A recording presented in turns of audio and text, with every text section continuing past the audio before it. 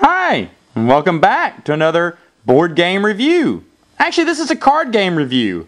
And if you've never seen these weird cards before, it's because I made it up. It's actually the Star Wars game called Sabacc. I actually downloaded the card imprints and laminated them so that you can actually play the game at home. How cool is that?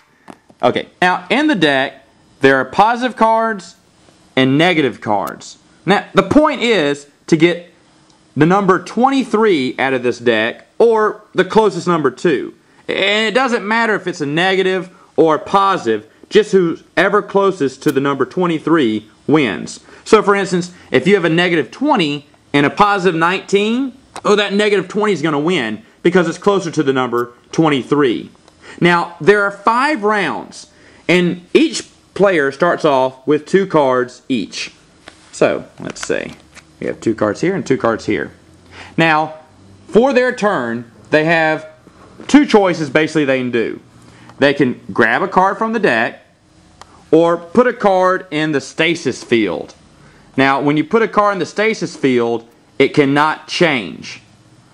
And I'll get to that later. Now, you can only take out 1 stasis card per turn, or put 1 in per turn.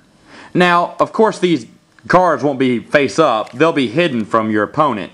Now, some rules say that if you put in the stasis field, you have to reveal your card, but my rules say, nah, keep it secret, keep it fun. Now, at the end of a round, you roll this dice. I made it.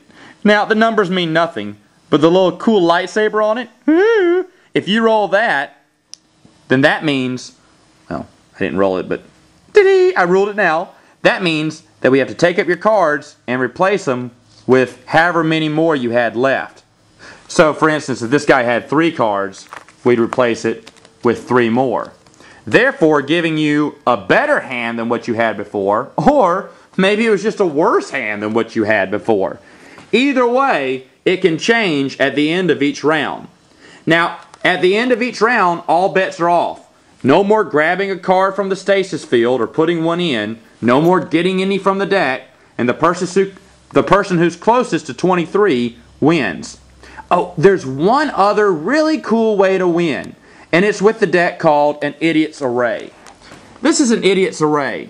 This is the Idiot card. There's only 1 in the deck. There's lots of 2s and 3s though.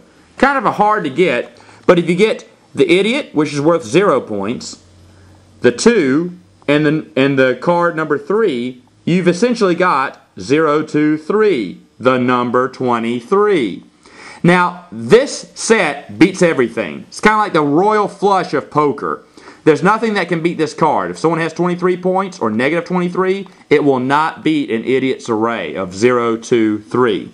Now, it's almost impossible to get this in the deck, even though actually one time we played it, I actually got one. It was really cool. Okay, so that about does it for our board game or card game review. I'm Matt, and this is Cardco, the blog.